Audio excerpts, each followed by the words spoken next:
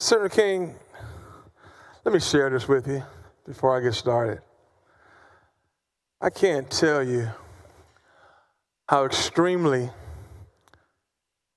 poetically and politically painful it is to see you standing there in front of Barbara Jordan while we discuss Senate Bill 4 or House Bill 4. Senator King, I disagree with the first thing that you said when you got on the floor this morning, that this is not a courtroom. Because it is a courtroom. It's the people's courtroom. It's where they send us to pass policy, make laws, to protect the citizens of Texas. As my colleagues always say, this is Texas, and we're here to protect Texans. Unless for the last 27 years, it was black Texans or Hispanic Texans trying to vote. Senator King, you and I have been doing this now for almost a month. I don't think I have to explain where I stand, and I don't think I have to ask you where you stand, Senator King. This is it. There's no more committee hearings. It's just you and I out in the open, on the open floor, letting it all out for the people of Texas and the nation to see and hear. But I do have some questions that I don't think were adequately answered in committees, plus a few more that I think will shed some light on the whole rigged districting situation. So I would appreciate it if you would bear with me, Senator King. Senator King, are you aware that Harris County has the largest black population of any county in America? You have told me that, yes. Well, let me give you some more information. According to the 2020 census data, which you claim was used for these maps, Harris County has a black population of 900,000. That population by itself is larger than the population of Wyoming, Vermont, Alaska, and North Dakota. Fort Bend, which is part of Harris County, which is right outside Harris County, but part of what we call Houston-Harris County, Fort Bend, has a black population of 170,000. Together, the black population with Harris by itself is larger than the population of 6 states in this country, colleagues. 6 states in this country. Seeing that this is the largest population, how does your plan affect the black communities of Harris County and Fort Bend County, Senator King? Well, as I've said before, I did not take racial data into consideration with regard to this map. I can tell you that the greater Houston area will perform with regard to CD9 better politically for a Republican candidate. I do not know who's going to run for office in any of the districts, and I can't project whether they would win or lose. And I'm glad you mentioned CD9. From what it looks like, this proposed map takes what is currently CD9, represented by the great Congressman Al Green, and pushes it further up into Harris County, Mr. Chairman, combining it with a large part of CD18. Is that correct, Mr. Chairman? Yes, and it also extends it over into Liberty County. Mr. Chairman, did you perform any analysis to determine if under the current enacted plan, black voters could elect their preferred candidate in current CD18? I have not personally performed such an analysis. Mr. Chairman, did you perform any analysis to determine if under the current enacted plan, black voters could elect their preferred candidate in the current CD9? I haven't looked at any racial data with regard to this map. Mr. Chairman, Did you perform any racial polarizing voting analysis in Harris County whatsoever? The analysis that was done by our council would have taken into consideration such matters when determining whether this was a legal map or not. It would have followed jingles and other standard analyses and processes for determining compliance with the VRA and other applicable law. So should I take that as a yes or a no, Mr. Chairman? I can just tell you that a complete legal scrub was done and that I've been assured that this map complies fully with the VRA and other applicable law. So should I take that as a yes or a no, Mr. Chairman? Well, I'm not sure how to frame your question, but that's the best answer I can give to it. Did you perform any racial polarizing voting analysis in Harris County whatsoever, Mr. Chairman? I did not personally do so. So should I take that as a yes or a no, Mr. Chairman? You can take it as a yes that I did not personally do so. Okay, thank you. Mr. Chairman, regarding CD9, it was widely known that Congressman Al Green had repeatedly filed articles of impeachment against President Trump and is loudly critical of him and his administration. Was the dismantling of CD9 retribution for Congressman Green's fighting for civil rights for his constituents? No, of course not. Of course not. Mr. Chairman, why did you decide to draw Congressman Green out of his current district then and combine him with CD18, and how was that decided?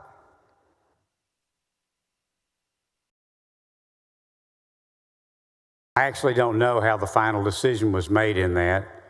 I had made the decision to wait and see what the House produced. When they produced HB 4 in its prior and current form, I reviewed it. It met with the goals that I had set for legislation. And I was also assured that it was legal in all regard. And so, but as to how the initial decision was actually made to come back to configure Harris County the way it is today, I wasn't a part of those discussions. So the fact that Congressman Green had filed impeachment against President Trump multiple times and was very critical and vocal about his administration had nothing to do with Congressman Green's district being drawn out. Is that what you're telling me today? I have never heard anyone say that it did, and it certainly did not with me. Thank you. Mr. Chairman, we have talked about the big picture, you and I, for long enough. Let's focus specifically on CD9 and 18, both of which are in my district in Harris County and Senate District 13. What was your primary reason for reforming CD18?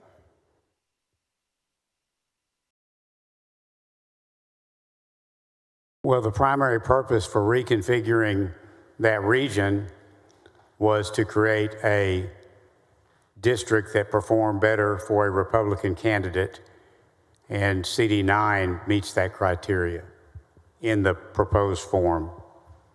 In the proposed form. Mr. Chairman, were you aware before that CD18 was one of the largest African-American congressional districts in the country? I was aware that CD18, though vacant now, has previously had African-American representation. And were you aware that CD18 was one of the largest Democratic boxes in the entire country? No. Are you aware that under the current congressional map, Mr. Chairman, that 49.1% of the population in Fort Bend portion of CD9 is black? And under the new maps, 48% of the Fort Bend portion of CD18 is now black too. No, I have not looked at any racial data. If you look and took existing black population from one district and packed them into an existing black opportunity district, how is that not redistricting based on race?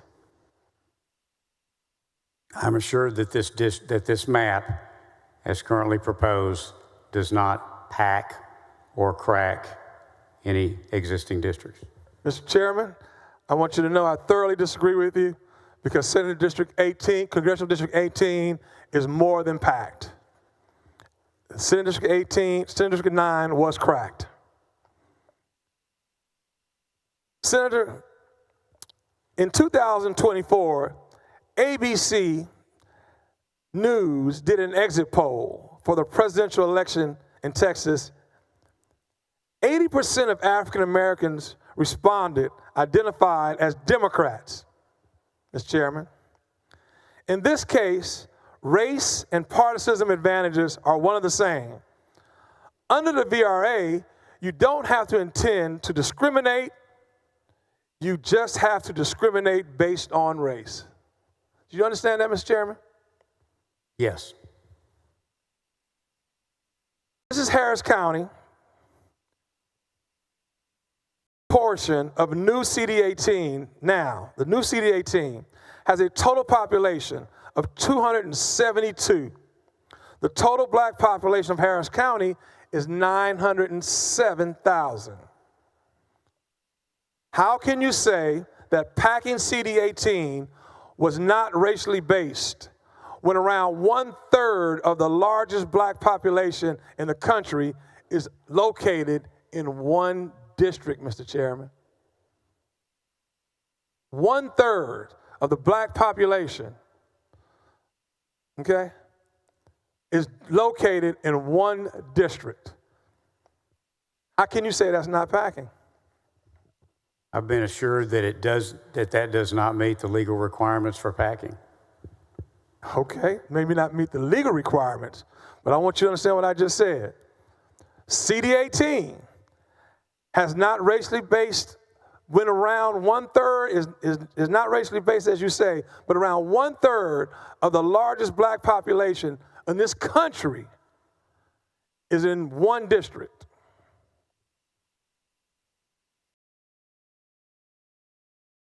Just want you to know. As of the 2020 census, there were 3.5 million black people in all of Texas. There are 343,000 black people in the new CD18. That means almost 10% of the whole black population resides in 18. Mr. Chairman, do you believe that it's partisanship to place almost 10% of Texas' entire black population in one district? Do I believe that it's partisan? Do you think it's partisan? Yes, sir. Seems that your question is based on the assumption that there are not African American Republicans and that there are not Republican African American office holders and that Republican policies can't encourage or solicit Democrats to switch to Republican. Well, I don't know how to answer that. How many Republicans are on this floor? Right now, I don't know. I 19? Go around the room count. There's 19 Republicans on this floor? If we're all here. Are there any blacks? Well, how many Republicans are on the House floor? Roughly. 80? How many black Republicans on the House floor? 2? That's facts. Mr. President, Mr. Chairman, why was Anglo vape decreased by 4.7% while black percentages increased in CD18? I'm sorry, I haven't looked at the racial data, so I can't comment on that. Okay.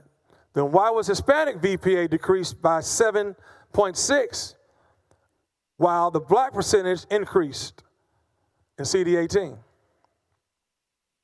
And again, I haven't looked at any racial data. I can tell you why. In both of those questions, because they're packing. So it's obviously looks like you packed Senate District 18, Congressional District 18, but when you went the extra mile and took out the main economic driver for the district, like Bush Intercontinental Airport, what was the reasoning behind that, Mr. Chairman? Again, airports don't vote, people vote. It's obvious you packed our district, Congressional District 18. And not only did you pack the district, you took out one of our largest economic developers in Intercontinental Bush Airport. Please explain that to me, Mr. Chairman. I was trying to. And first off, airports obviously don't vote. People vote. People don't live at airports. Voters don't live at airports. Voters don't live at a factory. They don't live at a petroleum plant, as was mentioned earlier. I'm sure you manage your district the same way I do mine. Lockheed is a gigantic economic driver in Tarrant County. My district goes right up to the border of it, but I don't technically represent Lockheed. But I spend a lot of time trying to help and represent Lockheed, even though it's not in my district.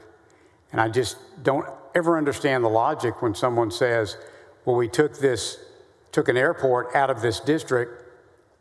I don't understand how that affects things, because I know you, even though I'm assuming the airport's not in your district, if it's not, I know you still represent the airports in Harris County because you represent Harris County. And so I can't answer that because I just have trouble following the logic of the assumptions that underlie the questions. I'm sorry. Mr. Chairman, you're right.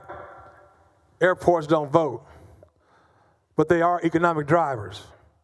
And it's pretty obvious to me that not only did you pack Congressional District 18, but you took our biggest economic driver out of it as well.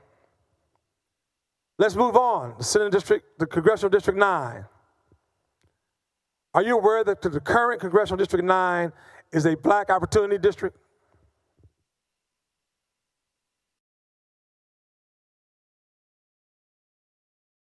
Mr. Chairman, a simple question. Were you aware that our current Congressional District 9 was a black opportunity district? Yes or no? I have not looked at any racial data. So I can take that as a no? No, you can take it as a statement that I have not looked at any racial data. So you didn't know? I don't know the answer to the question.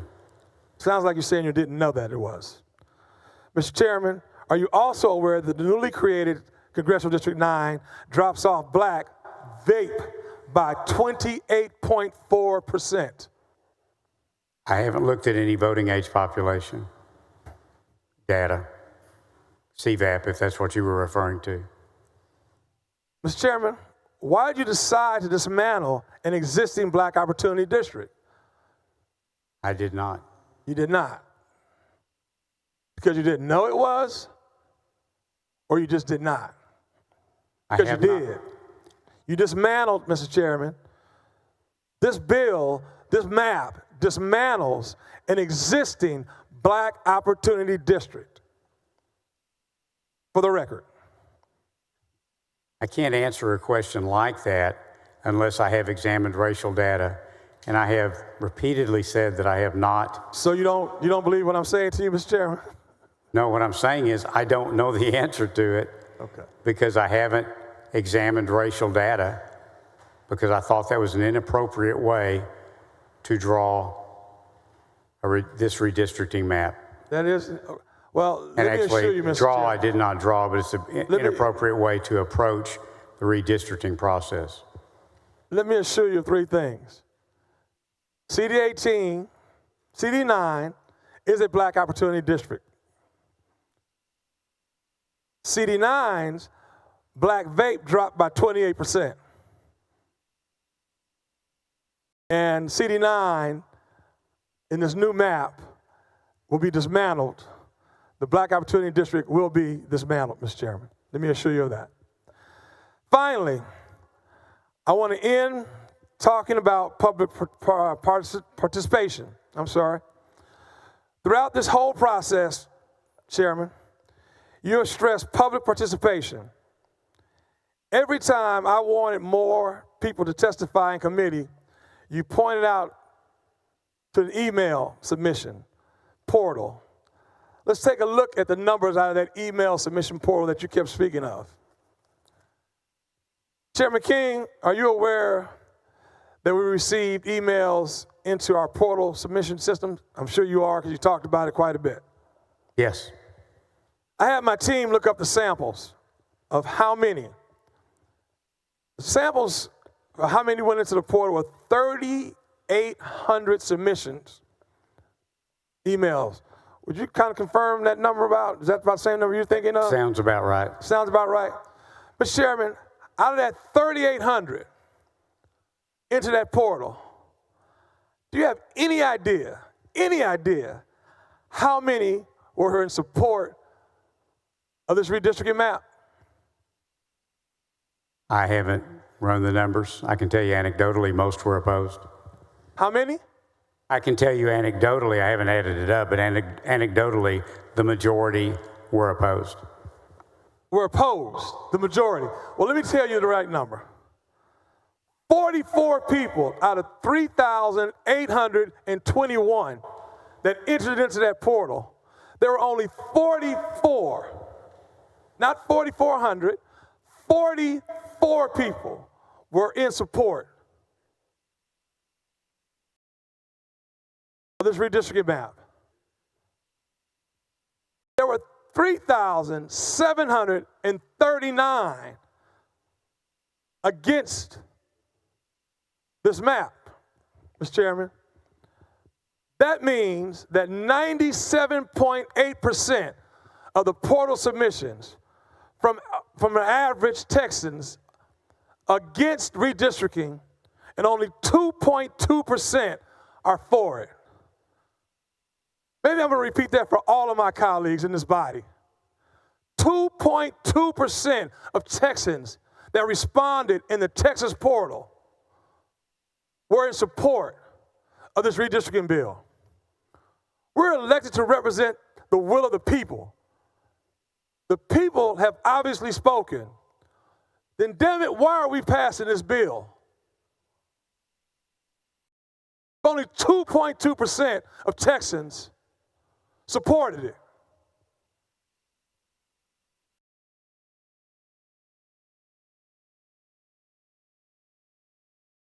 I'm almost done, Mr. Chairman. I didn't know if you wanted me to respond to that or. Oh, please do.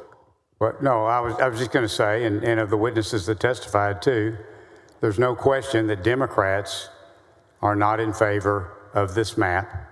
That was very clear from the testimony in the portal because it elects more Republicans. It was also very clear from the testimony that a lot of people want us to create maps that reflect specific percentages of all ethnic groups in the state, and that's illegal. We can't do that. And it was also very evident that a lot of the witnesses wanted a more compact map. The map we've drawn is more compact, but it is going to, I think, elect more Republicans. And it's clear that Democrats and the majority, the vast, vast majority of those who testified, clearly Democrats, it's very clear that they did not favor a map that elects more Republicans. Mr. Chairman, that may sound good to you, but party affiliation was not even mentioned in that portal. Okay? But that may sound good to you. You keep repeating something, you start to believe it. So let me move on. Harmon Dillon. Let's start at the beginning.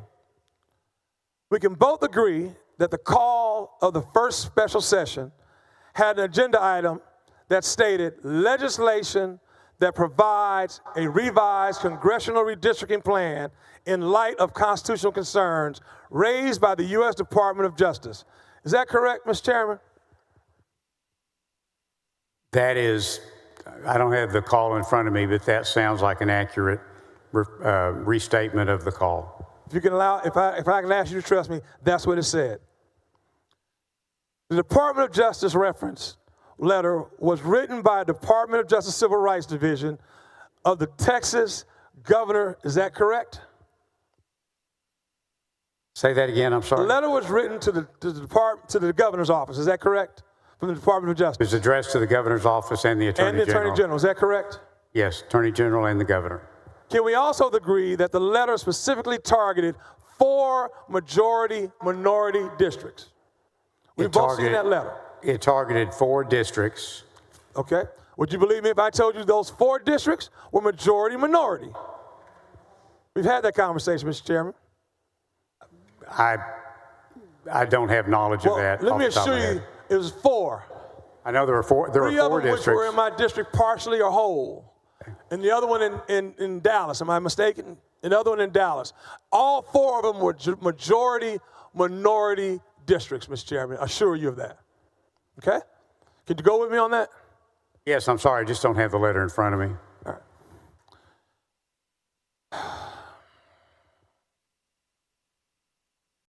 Can you tell me who the letter was written by, Mr. Chairman?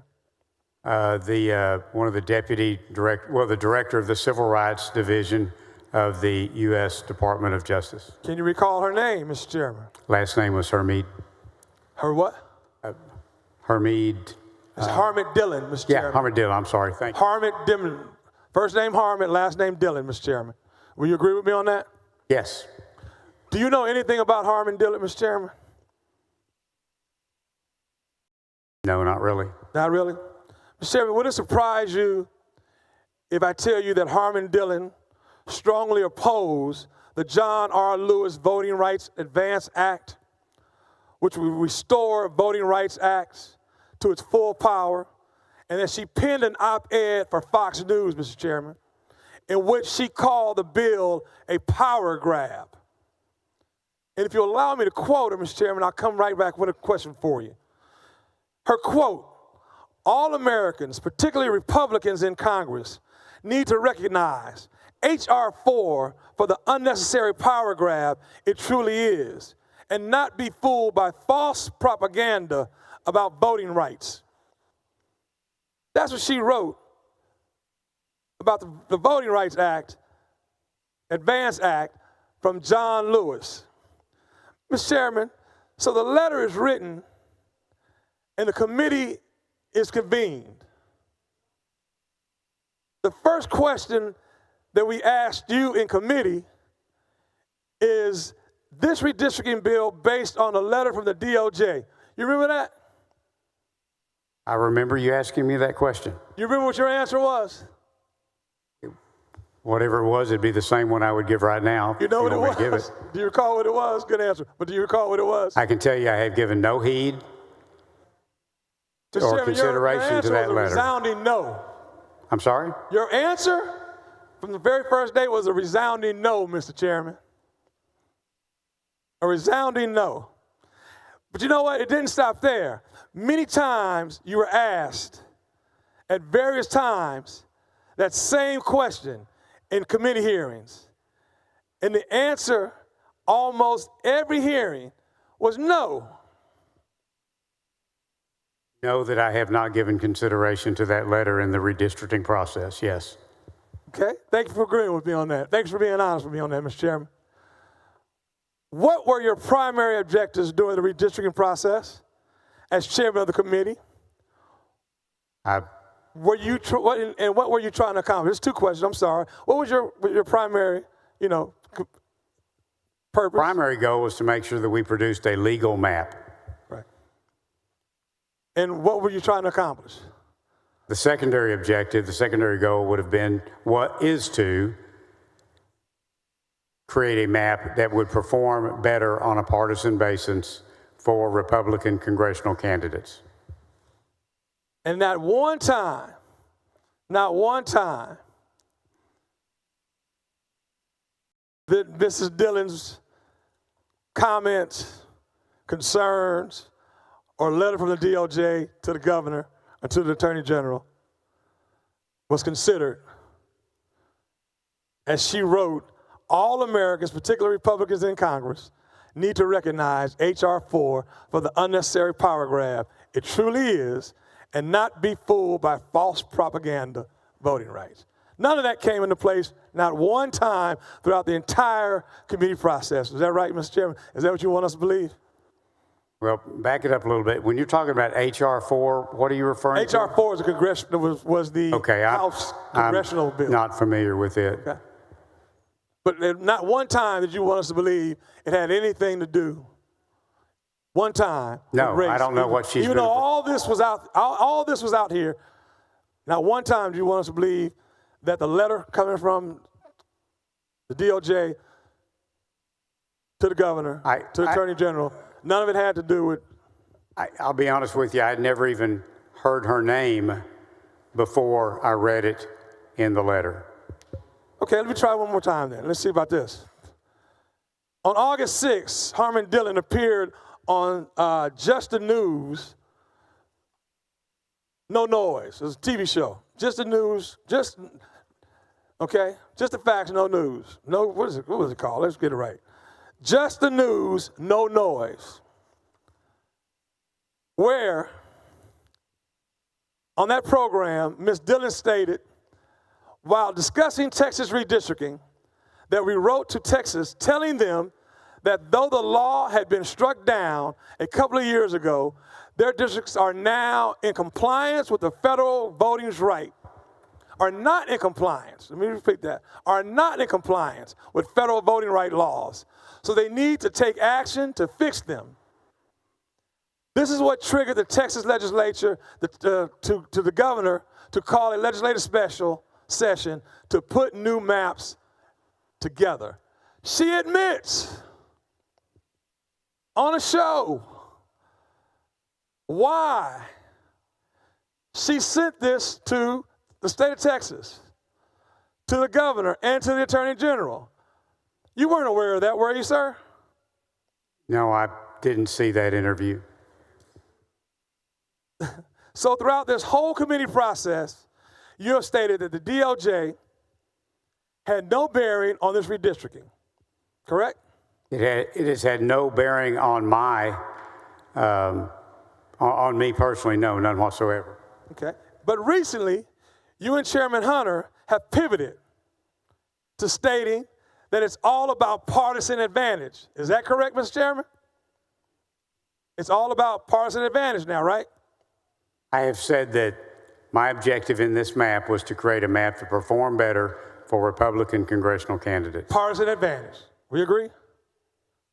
It would perform better. I like the words perform better for Republican partisan advantage. Yet here we have Harmon Dillon, who already has an open problem with minority voting, who wrote a letter targeting majority-minority districts, taking credit for the redistricting process.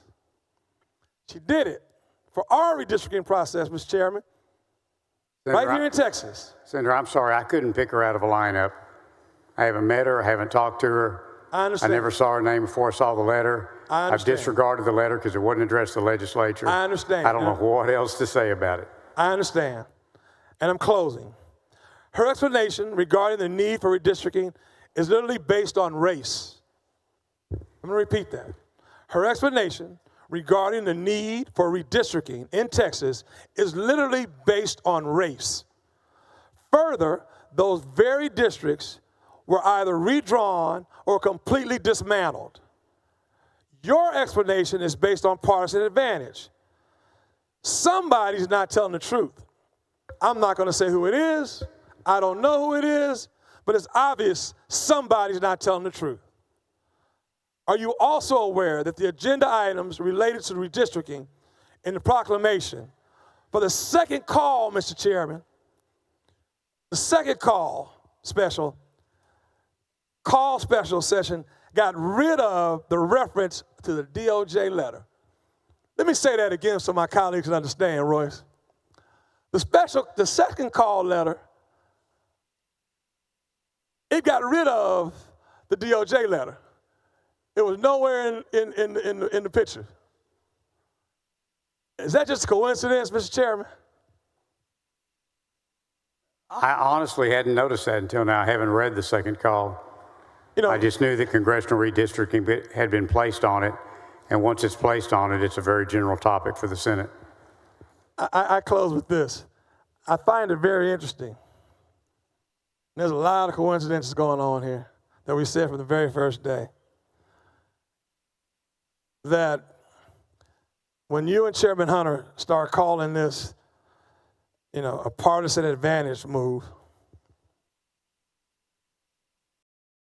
and then in the second call, the special second call, it didn't make reference to the DOJ letter.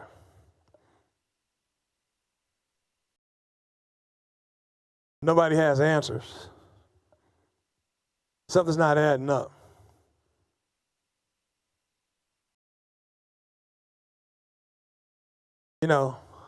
I coined the phrase redistricting throughout this process.